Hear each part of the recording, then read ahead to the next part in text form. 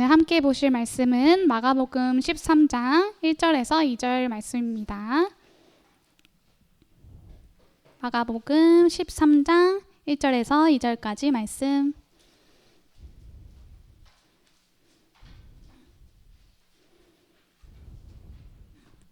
신약성경 마가복음 13장 1절에서 2절까지 말씀입니다. 옆에 친구가 혹시 못 찾고 있거나 성경책이 없다면 함께 같이 봐주세요. 자, 짧은 두 절이니까 우리 한 목소리로 같이 읽도록 하겠습니다. 시작. 예수께서 성전에서 나가실 때에 제자 중 하나가 이르되 선생이여 보소서, 이 돌들이 어떠하며 이 건물들이 어떠하니이까? 예수께서 이르시되 내가 이 큰 건물들을 보느냐? 돌 하나도 돌 위에 남지 않고 다 무너뜨려지리라 하시니라. 아멘. 이 말씀으로 마가가 기록한 좋은 소식 71번째 성경적인 심판의 의미라는 제목으로 말씀 전해주시겠습니다.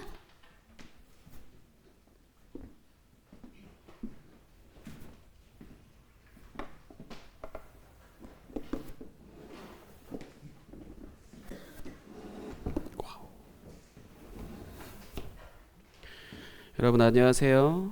안녕하세요. 우리가 교회에서 가장 많이 듣는 단어 중에 하나가 바로 뭐다? 심판. 굉장히 무서운 표현이죠. 축구 경기의 심판 말고 축구 경기의 심판도 꽤나 무섭긴 할 것 같아요. 퇴장 줄 수도 있고 아니면 편파 판정을 할 수도 있고. 어쨌든 그러니까 심판이라고 하는 단어 이게 굉장히 무서운 표현인데 교회에서 아마 가장 많이 듣는 단어 중에 하나일 겁니다. 목사님은 어떻게 배웠냐면 어려서부터 교회에서 이 심판이란 단어로 뭐라고 배웠냐면 영원히 꺼지지 않는 불에 이제 들어가서 타지 않고 몸은 타긴 타는데 그러니까 죽지 못하고 그냥 영원히 계속 그곳에서 있는 것. 상상만 해도 현기증 나고 그 얘기를 그냥 아무렇게나 살다가 교회에 와서 그냥 그 얘기만 들어도 정신 똑바로 차려서 신앙생활 해야지 뭐 이런 생각을 하게 되는 뭐 그런 단어이죠. 그런 의미이고, 근데 과연 그럴까요?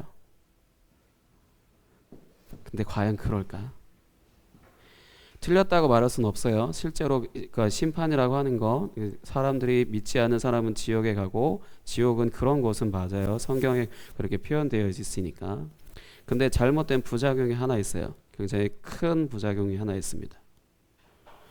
이렇게 무시무시한 심판을 당하지 않기 위해서 신앙생활을 열심히 하는 사람들이 이제 생겨나게 되고, 심판당하지 않기 위해서, 그 지옥이 무서우니까 그 무서운 곳에 가지 않기 위해서 그렇게 열심히 하는 사람이 발생하기도 하고, 또 한편으로는 이렇게 심판하시는 하나님은 난 믿기 싫어, 나는 싫어, 폭력적인 하나님에 대해서 반감이 생겨서 이제 교회를 이제 등지는, 완전히 무시하는 사람들이 발생을 하는 부작용이 있습니다. 이런 심판에 대한 의미는. 그러면 이것이 왜 잘못되었을까요? 믿지 않는 사람은 지옥에 가서 영원히 꺼지지 않는 불 속에서 죽지 못하고 영원히 존재하는 거, 그 고통을 영원히 겪는다, 이렇게 말하는 것이 심판이다, 이렇게 말하는 게 왜 잘못되었을까요? 틀렸지는 않지만, 틀렸다고 말할 수는 없지만 맞다고도 할 수 없는 건데, 근데 이게 왜 잘못되었냐면 우리가 잘못 생각하는 것 중에 하나, 하나님이 우리에게 구원을 강요하신다 OX.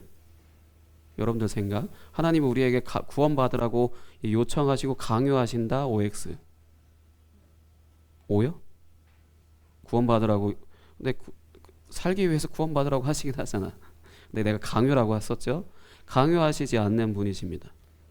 강요하시지 않는 분이세요. 믿으라라고 하는 것도 지옥에 대한 공포로부터 벗어나기 위해서 믿는 건 불가능해요. 그 원리 자체가 불가능합니다. 구원을 강요하시지 않는다는 표현 중에 성경에서 예수님이 제자들에게 나를 따라오려거든 이라고 표현을 쓰신 적이 있는데, 그 표현은 뭐냐면 나를 따라와라 라고 명령이 아니고 초청이에요. 거기에 응하지 않아도 되는 자유의지가 사람들에게 있어요. 근데 결과가 어떻다고? 지옥은 당연히 있으니까. 그걸 알면 이제 예수님이 초청하실 때 그 손을 잡고 따라가지.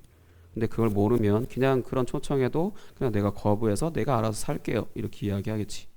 그리고 믿음이라고 하는 것도 내가 지옥에 가지 않기 위해, 그러기 위해서 믿는다고 하는 열심을 내도 그것이 성경적인 믿음은 아니기 때문에 아무리 열심히 해도 옳은 것은 아니다라는 거죠. 불가능하다는 거지.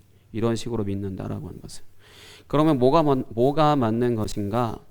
이 심판이라고 하는 것, 지금 목사님이 성경적인 심판의 의미라고 했죠.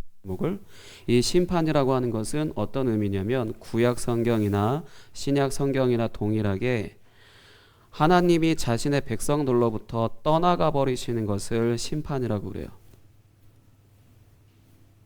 하나님이 자신의 백성들로부터 떠나가 버리시는 것을 이제 심판이라고 합니다. 그렇기 때문에 뭐가 아니냐? 하나님이 자신의 백성을 직접 죽여버리시거나 하는 그런 일들은 안 하신다는 거예요. 하나님이 자신의 백성을 보호하시던 것을 철회하신다라는 표현이 더 맞죠. 하나님이 자신의 백성들을 다 두들겨 패버리고 죽여버리신다, 이게 아니라 보호하던 보호의 손길을 철회해버리신다. 여러분들 게임할 때 쉴드가 풀렸다 뭐 이런 표현 써봤을 거 아니야. 맞지? 아닌가? 쉴드가 뭔지 알지? 시우야? 그러니까 그게 풀려버리면 어떻게 되지? 그게 풀려버리면 그냥 적들이 쳐들어오게 되고 그걸 다 일일이 다 막아야 되잖아. 근데 쉴드가 쳐져 있으면 안전하게 보호받는 것처럼 하나님이 자신의 백성들을 안전하게 보호하시기 위해 이렇게 품고 계시던 것을 이제 철회해 버리시는 거. 그러면 이제 어떻게 될지는 상상해봐도 알 거 아니에요. 하나님이 왜 떠나셨을까요? 구약이 됐든 신약이 됐든, 신약은 아직 말하기 전이지만 구약 성경에 하나님이 왜 떠나버리셨을까? 자신들이 하나님 자신이 구원해 놓으시고 그 다음에 자기 백성을 삼으셨는데 왜 떠나가 버리셨을까? 싫어서? 그냥 뭐 변덕스러워서? 그게 아니라 하나님의 백성들이 하나님과의 관계를 깨버려서 그래요. 약속을 이 하나님의 자녀로 살고 백성으로 살기 위해서는 뭔가 하나님과 이스라엘 백성들이 약속을 해서 서로 지키기로 한 것이 있는데 그거를 이스라엘 백성들이 일방적으로 완전히 개박살 내버린 거지. 우리도 누군가와 이제 관계가 깨지는 것들은 가끔씩 불가피하게 경험을 하게 되잖아요. 그때 뭐 다양한 이유들이 있겠지만 서로 약속한 것이 있는 것을 어느 한쪽이 그냥 깨버리게 되면 그 관계는 유지가 될 수 없죠. 그런 것처럼 하나님과 이스라엘 백성들 사이에 관계를 맺으셔서 이제 같이 살아가기로 하셨는데 이스라엘 백성들이 그걸 완전히 다 깨버린 거지. 그래서 하나님이 열받아서 떠나버리신 게 아니라 그냥 말 그대로 하나님이 심판하시고자 떠나버리신 거예요. 이게 심판이에요. 그러니까 하나님이 자신의 백성들과 언약이라고 하는 약속을 하신 것이 있는데 그 약속을 이제 이스라엘 백성들이 어겼죠. 근데 그래도 감사하게도 하나님은 이것을 그 즉시 끝내버리시진 않았어요. 성경을 보면 계속해서 어떤 사람들, 선지자들이라고 하는 사람들을 보내서 돌아와라 계속 이렇게 외쳤지. 계속 그렇게 외치라고 시켰지, 하나님이. 근데 이것을 계속해서 귀로 듣고도 뭐 안 했다? 회개하지 않았다. 돌아가지 않았다. 돌아오라는 요청에 계속해서 하나님의 말씀을 개무시하고 난 내 뜻대로 살래, 뭐 이런 식으로 계속 그렇게 살다가 결국 이제 하나님은 이제 떠나버리신 거죠. 이게 성경 어디에 나오냐면 에스겔이라고 하는 구약 성경 11장에 나옵니다. 찾아보지는 않을게요. 거기에 분명히 하나님이 떠나버리시는 부분이 쓰여져 있어요. 이게 심판이에요. 그러면 이제 하나님이 이렇게 떠나버리신 결과는 이제 성경에서 뭐라고 기록되어져 있는가? 강대국이 쳐들어와서 예루살렘 성전을 다 파괴해버립니다. 하나님이 계시다라고 하는 그 상징의 의미로서 세워진 성전을 이제 이방 나라가 쳐들어와서 다 깨부셔버려요. 다 개박살 내버려요. 하나님이 무참히 지는 것처럼 완전히 이방 나라가 개박살 내버립니다. 하나님이 떠나버리신 이스라엘은 이제 강대국의 침략을 받아서 나라가 멸망해버리고 포로로 잡혀가서 이제 70년 동안 살다가 다시 하나님이 다시 예루살렘으로 돌아오게 하셔서 다시 성전을 짓게 하십니다. 감사하게도 떠나버리셨지만 또 버렸다라고 하시지만 완전히 끝이 아니라 다시 회복시키시는 일종의 그 기간 동안에 징계를 하신 거죠. 이게 구약에서의 하나님이 자기 백성들을 심판하신 내용이에요. 이것과 동일한 사건이 이제 똑같이 벌어질 것을 말씀하시는 것이 오늘 읽은 이 본문 말씀입니다. 다시 읽을게요. 13장 1절과 2절 같이 읽겠습니다. 시작. 예수께서 성전에서 나가실 때에 제자 중 하나가 이르되 선생님이여 보소서 이 돌들이 어떠하며 이 건물들이 어떠하니이까 예수께서 이르시되 내가 이 큰 건물들을 보느냐 돌 하나도 돌 위에 남지 않고 다 무너뜨려지리라 하시니라. 아멘. 예수님이 이전까지 계속해서 종교 지도자들과 논쟁을 하셨고 그 논쟁에서 압도적인 승리를 거두셨어요. 그리고 나서 이제 예수님이 성전을 나가신다라는 건 아까 말했듯이 하나님이 그러니까 떠나버리시는 그것과 똑같은 의미이고, 그 중에 이제 제자 한 명이 저 성전 보세요, 저 아름다운 돌들을 보고 저 웅장함을 보세요, 너무 멋있지 않아요? 막 이렇게 이야기한 것에 그렇게 취해서 하는 말, 구약 성경의 이 사람들이 여호와의 성전을 보라 이렇게 감탄하는 그 말인 거고, 이 말을 들은 예수님이 이게 화려하게 보이냐? 이거 돌 하나도 돌 위에 남지 않고 다 무너뜨려질 거야. 스스로 무너질 거야가 아니라 외부의 공격으로 인해서 무너뜨려질 거다, 개박살 날 거다라는 거죠. 이렇게 말씀하시는 것은 구약에서 이미 한번 하나님이 떠나셨고 그래서 이방 나라가 쳐들어와서 다 무너져 버렸던 그 성전이 또 한 번 똑같은 일을 겪게 된다는 거죠. 실제로 지금 예수님이 말씀하신 이 성전, 예수님이 바라보고 계시면서 돌 위에 돌 하나도 남지 않고 다 무너뜨려질 거다라고 말했던 이 성전, AD 70년, AD가 뭐라 그러지? 주원아?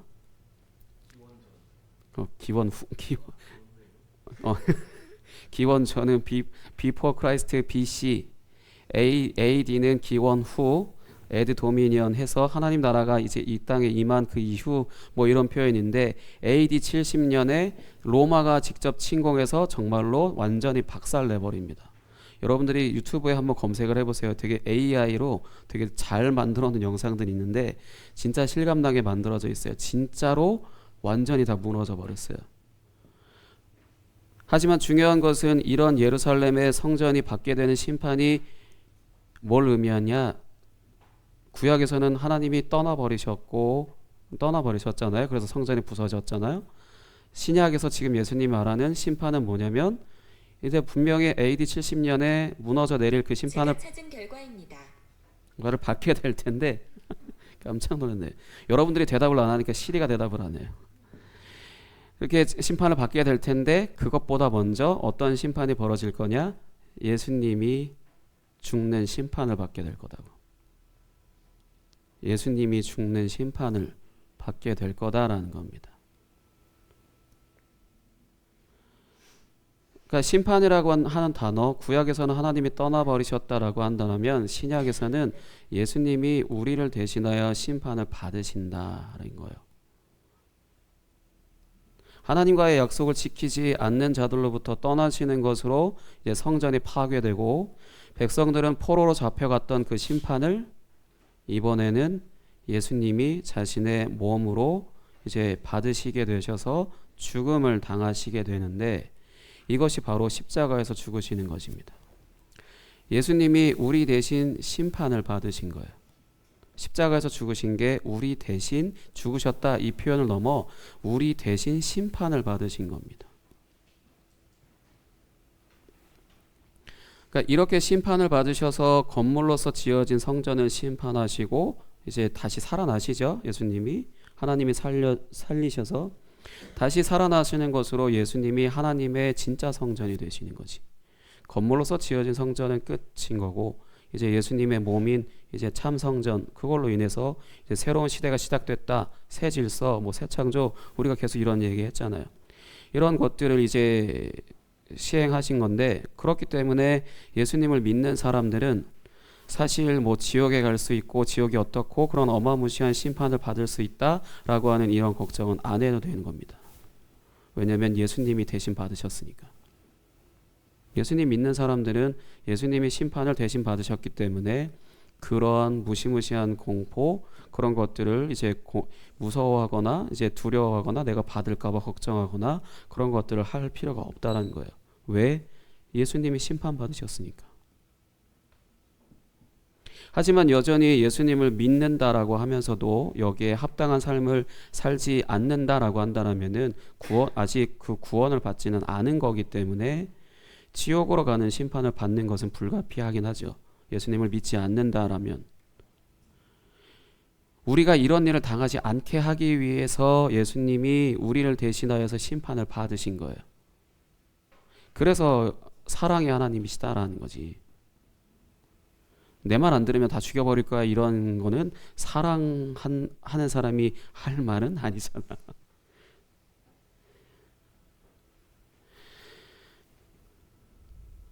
그러니까 이렇게 예수님이 우리를 대신하여서 심판을 받으셨다라는 것을 들을 때 여러분들이 계속 이제 목사님을 통하여서 하나님의 성경 말씀을 설교하는 목사님을 통하여서 하나님이 우리를 사랑하신다, 우리를 대신하여 죽으셨다, 우리를 대신하여 심판받으셨다, 이런 표현들을 계속 여러분들에게 말을 하죠.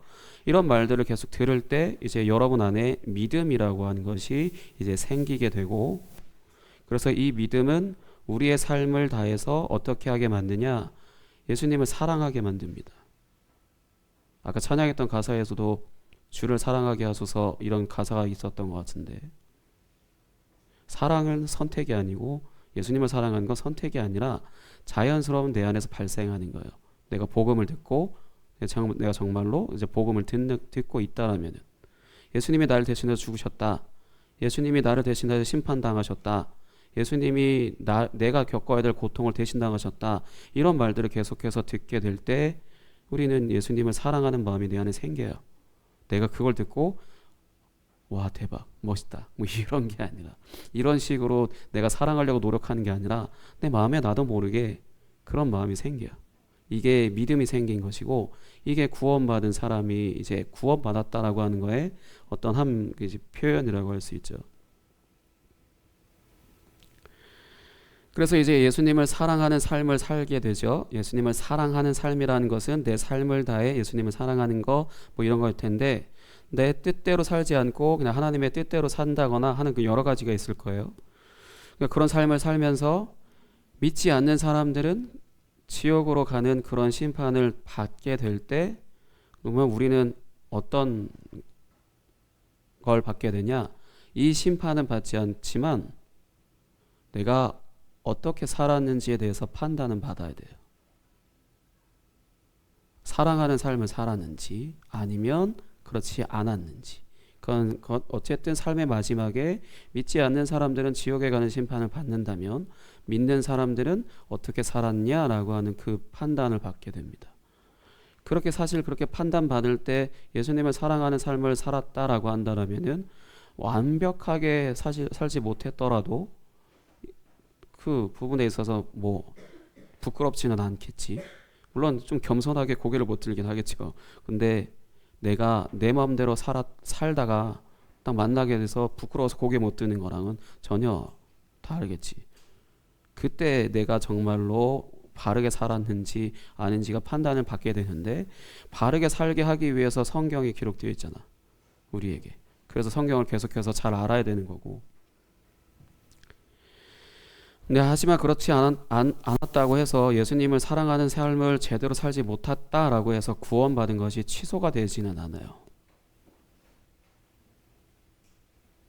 하지만 내가 정말로 구원을 받았다라고 한다면, 하나님이 나를 대신하여서 예수님을 십자가에서 죽게 하실 만큼 나를 사랑하신다는 것을 알기 때문에 믿지 않는 사람들과 똑같이 못 살아. 내 마음대로 못 살아.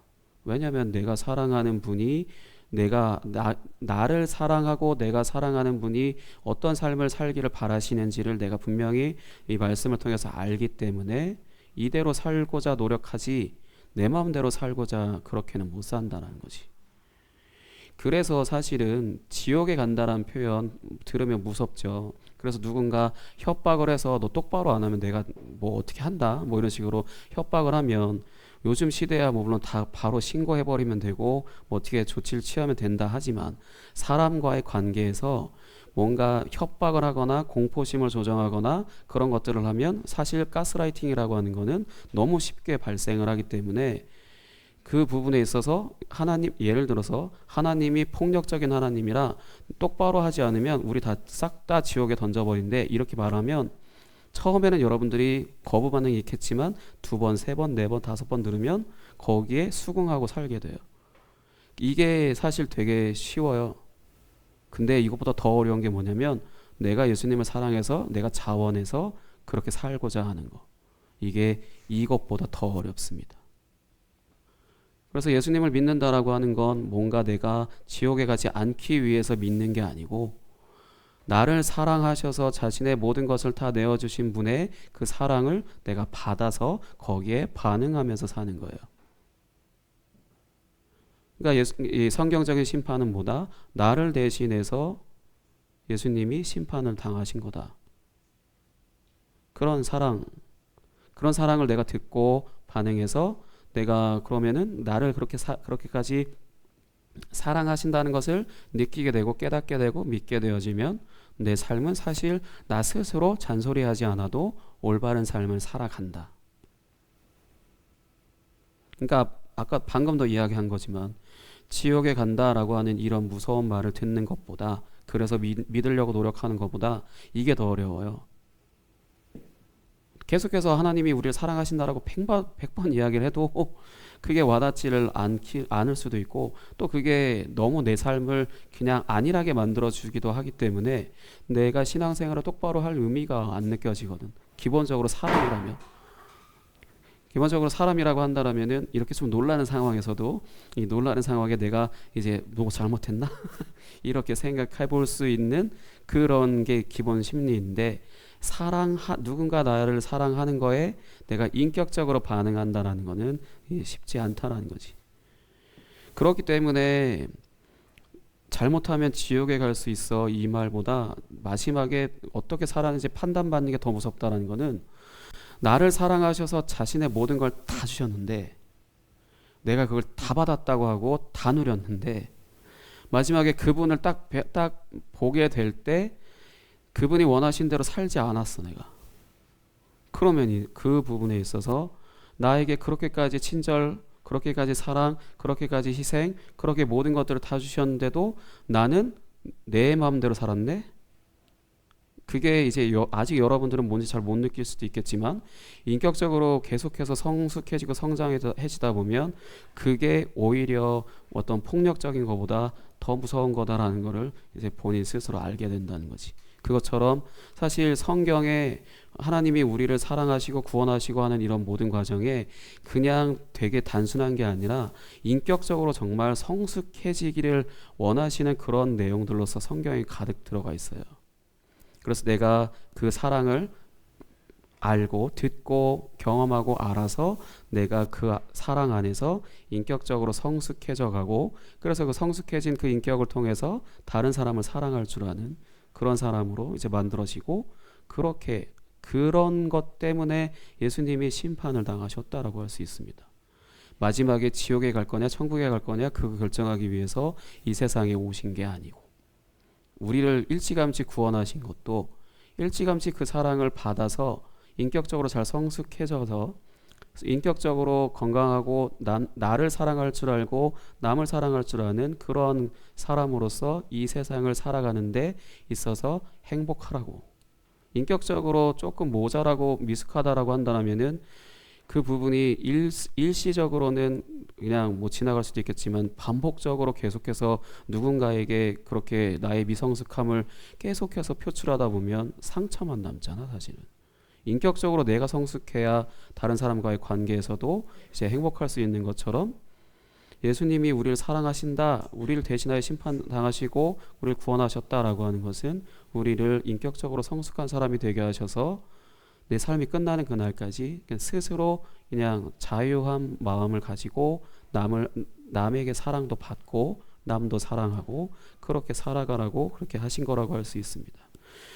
그런 부분에 있어서 여러분들이 예수님을 사랑하는 것이 무엇인지를 깊이 잘 고민해 보시고 그렇게 계속 반복적으로 생각을 해 보시고 기도도 해 보세요. 그러다 보면 이제 사랑의 하나님께서 여러분에게 이제 그런 부분들을 이제 인격적으로 다가와 주실 거고 그런 부분에 함께 하실 겁니다. 그럼 이 시간 함께 같이 찬양하고 이제 기도하도록 하겠습니다. 짓밟힌 장미꽃처럼 죽으셨네 라고 이제 고백하는 가사 함께 찬양하겠습니다.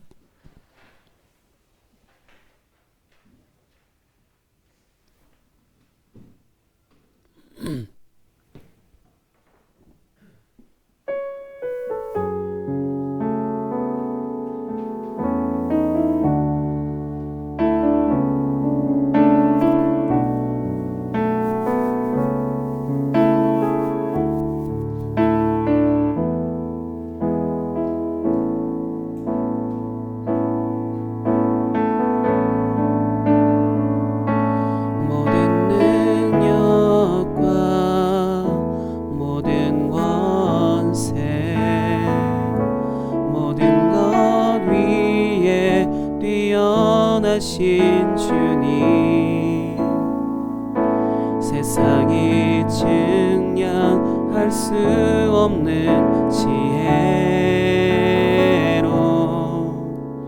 모든 만물 창조하셨네.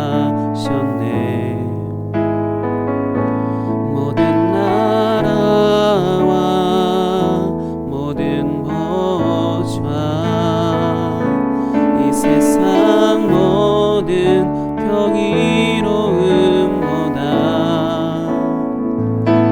이 세상 모든 값진 보물보다 더욱 귀하신 나의 주님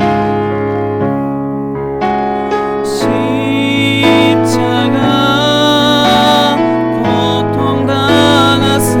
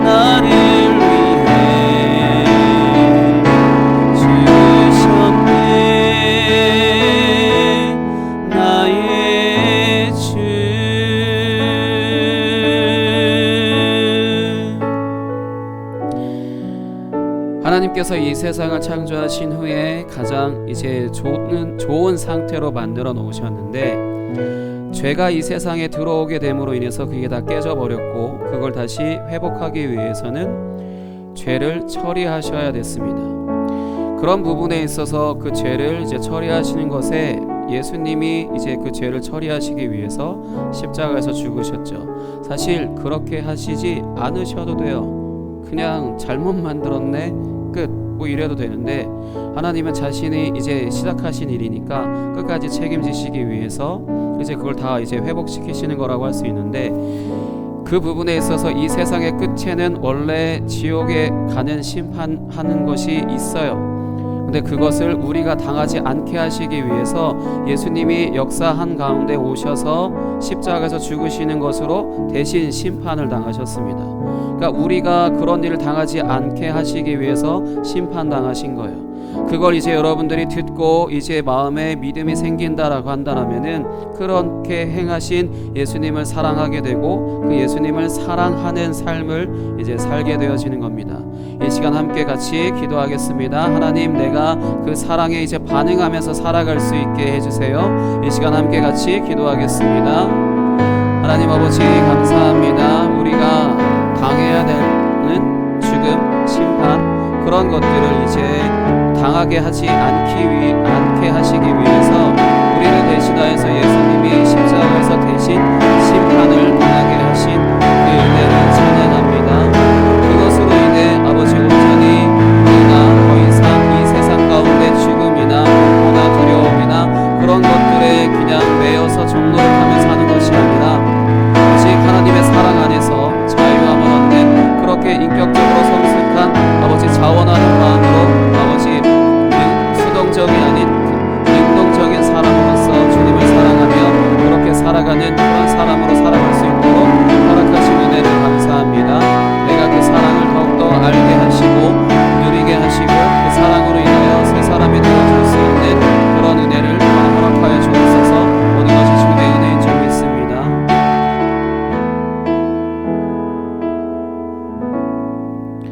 하나님 아버지 감사합니다. 예수님께서 우리를 대신하여 심판을 당하시는 것으로 우리가 더 이상 그 심판에 대하여서 두려워하지 않게 해주신 것 감사합니다.